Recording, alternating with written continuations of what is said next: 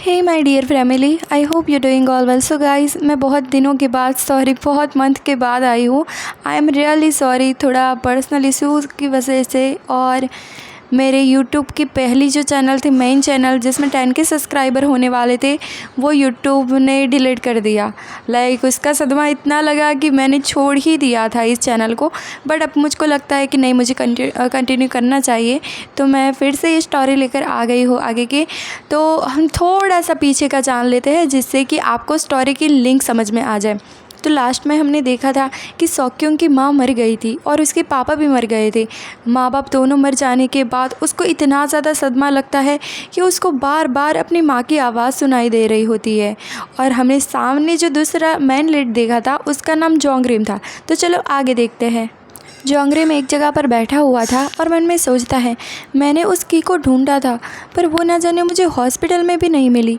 कितनी अजीब बात है ना। और फिर वो मन में सोचता है, ये कितनी अजीब बात है ना, कितनी शांति है ना यहाँ पर।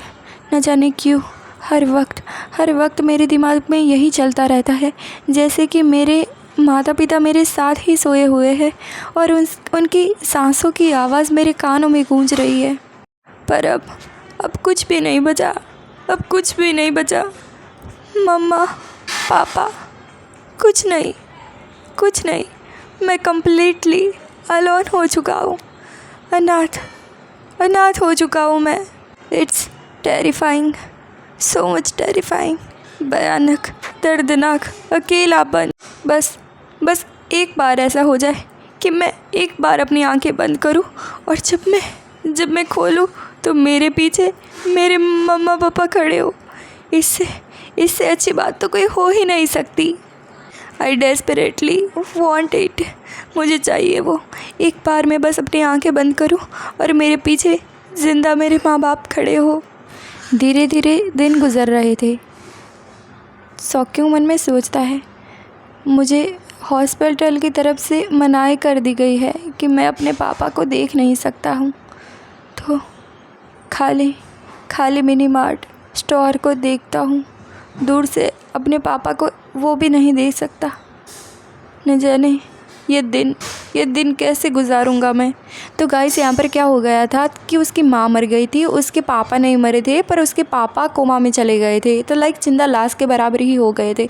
और हॉस्पिटल वालों ने मना कर दिया था कि सौक्यों वहाँ पर आकर उसके पापा को देख नहीं सकता था। तो धीरे धीरे जैसे दिन पसार हो रहे थे, इसकी मेंटल हेल्थ भी ख़राब हो रही थी। अब हमें सीन दिखाया जाता है जहाँ पर विंडो की तरफ बैठकर बाहर की ओर देख रहा था काली रात को सौक्यों। वो मन में सोचता है, आज फिर से एक ऐसी रात है, भयानक, काली, अकेले रहने वाली। फिर से वही कमरा 422, फिर से वही जगह और अकेला मैं बैठा हुआ।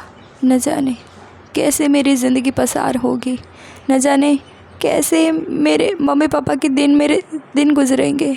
मैं कैसे अकेला रहूँगा और कब तक। मैं मरना चाहता हूँ। तो गाइज़, आप सौक्यों की आंखों में देख सकते हो कि वो कितना अकेला पड़ गया है। आंखों के नीचे गड्ढे बन गए हैं। रोकर उसने अपनी हालत ऐसी बना दी है, अब तो उसके आंखों में से आंसू भी सूख गए हैं। वो समझ नहीं पा रहा है कि ऐसे सिचुएशन को कैसे हैंडल किया जाता है। तभी उसकी नज़र जाती है कि वहाँ पर स्टैंड पर किसी के कपड़े पड़े हुए थे। वो मन में सोचता है, ये तो जोंगरिम के कपड़े हैं। अरे मुझे इन्हें वापस करना चाहिए। उसने तो मुझे इसे रखने के लिए भी नहीं कहा था, तो मुझे और क्या करना चाहिए। और उसने मुझे कुछ और करने के लिए भी नहीं बोला था। मुझे लगता है कि मुझे उसके कपड़े वापस करने चाहिए।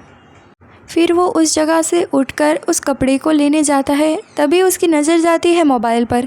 वो मन में सोचता है, अरे मैंने तो आज पूरे दिन जोंगरिम को कॉल भी नहीं किया। वो पागल हो जाएगा, वो मुझे डांटेगा। नहीं, मुझे कॉल करना चाहिए। पर वो आज स्टोर पर क्यों नहीं आया था? पूरे दिन वो स्टोर पर नहीं आया है। क्यों नहीं आया होगा? क्या हुआ होगा उसे? वो जैसे ही जोंगरिम के बारे में सोच रहा था और अपने आप को मिरर में देखे जा रहा था, तभी उसको याद आता है, मैं जब भी काम पर से घर पर आता था ना, तब मैं जैसे ही घर पर आता था तब मेरी माँ खड़ी होकर मुझे प्यार नहीं जता पाती थी। उसमें उतनी शक्ति नहीं थी कि वो खुद से खड़ी हो पाए। पर हाँ, वो दूर से बस थोड़ी सेकंड के लिए अपनी आंखें ओपन करती थी और मुझे पूछती थी, बेटा तुम ठीक हो ना।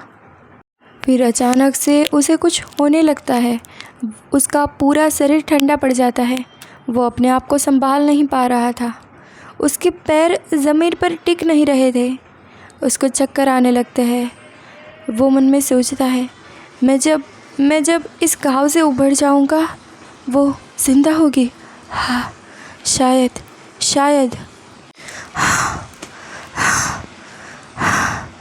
क्या हो रहा है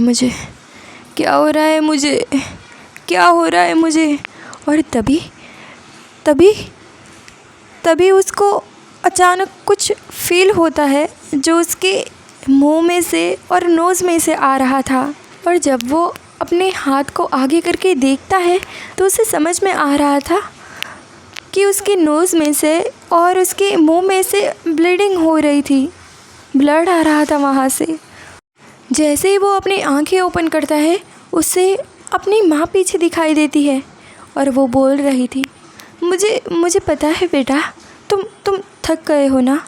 हाँ, मेरा बच्चा थक गया है, पर स्टिल तुम्हें ये क्लीन तो करना पड़ेगा। जो ब्लड तुमने नीचे गिराया है ये तुम्हें क्लीन तो करना पड़ेगा। गाइस देखो इसका माइंड स्टेट कैसा हो गया है। वो बहुत ही ज़्यादा माइंड से परेशान है, इसीलिए उसको अपने माँ का भूत दिखाई दे रहा है, हेलुसिनेशन हो रहा है। और वो जैसे ही अपनी माँ को छूने के लिए पीछे घूमता है, आसपास देखता है, बोलता है, माँ तुम हो, मम्मा तुम हो। पर उसकी माँ नहीं होती। उसे कुछ होने लगता है। वो सोचता है, ये क्या हुआ मेरे साथ, अभी मेरे साथ ये क्या हुआ। वो नीचे गिर जाता है, पर अभी भी उसकी आंखें खुली हुई थी, अभी भी उसके मुंह में से ब्लड आ रहा था और बार बार उसकी माँ की आवाज़ उसके कानों में गूंज रही थी। मुझे पता है तुम बहुत ज़्यादा थक चुके हो, पर तुम्हें ये क्लीन करना पड़ेगा। मेरी बात सुनो बेटा, अगर आज तुमने ये काम कर लिया तो तुम कल अपने आप को थैंक बोलोगे। हाँ, करना पड़ेगा। चलो उठो, काम करो। यहाँ पर इसकी मेंटल स्टेट ऐसे क्यों हो गई थी पता है? उसने लाइफ टाइम तक, अभी तक वो जितने भी साल का है तब तक उसने बस काम ही किया था। उसने अपनी पूरी लाइफ में बस काम ही किया था, अपने माँ बाप के लिए, अपनी माँ बाप की दवाई के लिए। तो आपको हेलुसिनेशन भी उसको ऐसे ही हो रहा है, जिसमें आकर उसकी माँ बोल रही है कि तुझे काम करना पड़ेगा, तुझे ये क्लीन करना पड़ेगा। अब तभी हमें दिखाया जाता है जोंगरिम, जो कि अपने हिसाब किताब का कुछ काम कर रहा था और उसके मोबाइल में घंटी बजती है। वो गाली देकर बोलता है, साला इस टाइम पर किसने मुझे कॉल किया। तो ये और कोई नहीं परंतु सॉक्योंग ही था जिसने जोंगरिम को कॉल किया था। जोंगरिम सामने से बोलता है, ये ऑलमोस्ट 3 बज चुके हैं रात के। तभी सॉक्योंग को रियलाइज़ होता है कि ये 3 बजे इतना हेलुसिनेशन कर रहा है और 3 बजे उसने बिना सोचे समझे सीधा जोंगरिम को कॉल कर दिया है। फिर यहाँ पर सामने से बार बार आवाज़ आई जा रही थी जोंगरिम की कि हेलो सॉक्योंग। और सामने सॉक्योंग तो नीचे गिरा हुआ था और वो मन में सोचता है, ये किसकी आवाज़ है? ये माँ की आवाज़ है क्या? सामने से माँ बोल रही है क्या?